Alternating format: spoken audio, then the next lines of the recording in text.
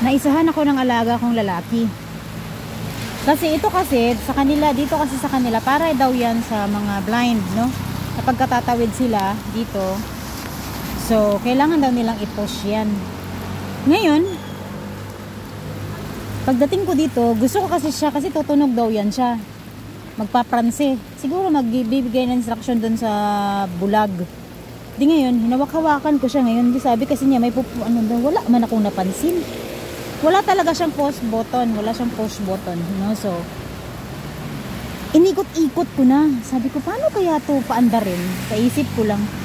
Then habang ano ako doon, naupo ako dyan, inisip ko, sandali lang, parang niluloko ata ako ng alaga ko ah. Kasi, paano nga naman ipupush siya ng bulag? Bulag nga siya, paano niya malalaman na andyan pala yan, no? Walang iya talaga. Ano ba yan? Ang slow ni Nani. Ano